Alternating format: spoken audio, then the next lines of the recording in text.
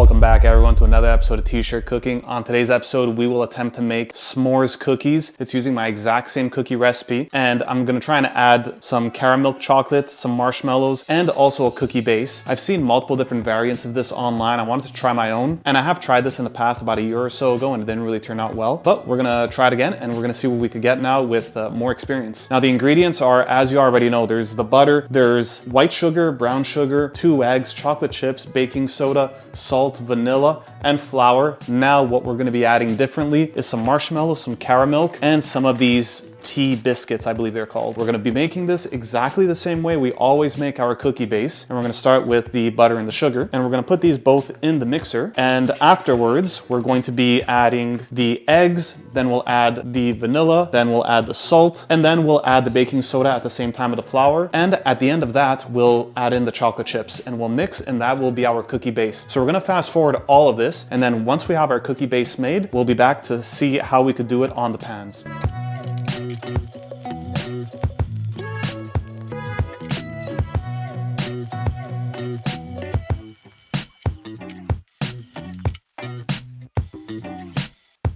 Just to recap where we are, I have the cookie mix from the previous 2 chocolate chip cookie recipe videos. Exact same thing, it's in the bowl. Here it is, exact same thing. I have the caramel, I have the tea biscuits, I have the marshmallows. I'll explain here what's going on in a second. I have the oven on non-convection bake 325. What I'm going to be trying differently is the last few times I tried this, I tried to hold the tea biscuit in my hand and the marshmallow and put the cookie around, and it didn't really work out well. It would break. Now what I'm going to try to do is to take the cookie mix with my hand, put on top on a hard surface like this, and to cover it. Then I'm gonna put a little square of caramel right on top of each cookie. Right here we have 6 and 6. I'll cook one for 10 minutes, or should I say bake? I'll bake one for 10 minutes and I'll bake one for 11 minutes, and then we're gonna see what we could get. Now this will probably be the most difficult part here, and I'll try to do 1 or 2 on camera, and we'll see what this ends up looking like. So if I just take some cookie mix here, just a handful, no real specks. We'll now flatten it out like that. You could use your hands and make sure to wash your hands. Don't do this with dirty hands. That's just nasty. Make sure your hands are clean. Do it with clean hands. And I'm going to just flop it over like that. And I'm going to sort of nestle it tightly like this. And then we'll put, and this is more of a decorative thing, but it's because I want to have that effect that when you open it up, there's caramel, and I didn't want to put caramel in the mix. Now we're gonna do just a little caramel chocolate like that on top. So we're gonna try doing all of these, and we're gonna see what we get.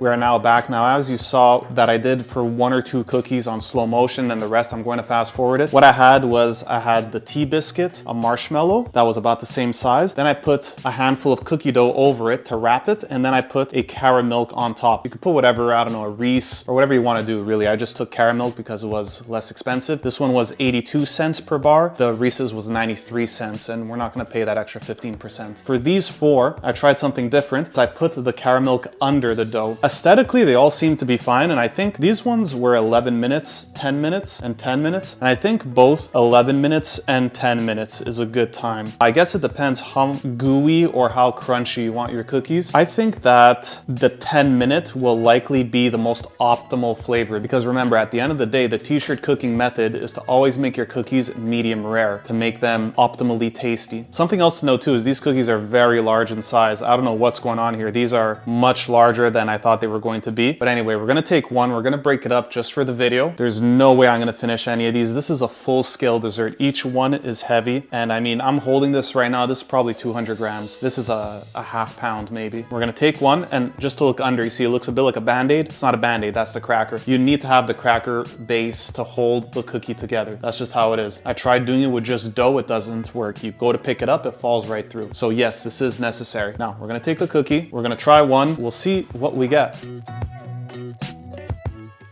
Now I probably have chocolate all over my mouth and my teeth and it's very gross, but if I do, we're just gonna maybe put a bad filter over this video or this part of the video. But anyway, in terms of the cookie, this is a success. It did work. Keep it simple. Sometimes keeping it simple is the best. The inside is perfectly cooked. The marshmallow, the caramel, the dough, the cracker underneath, good flavor, the right amount of chocolate chips. Guys, this is a success. You know what? Let's just cut the video now. The video is a success. Follow this recipe, follow T-shirt cooking. You know what you're getting. This video is coming out likely early April, around my birthday, around Easter. You know how it is. It's gonna be my birthday. I may or may not even be in the country. I might fly back to Asia. Who knows? We don't know what's gonna happen tonight. Thank you for watching. Once again, best subscribers online. This is how we make cookies. This is how we do it at T-shirt cooking.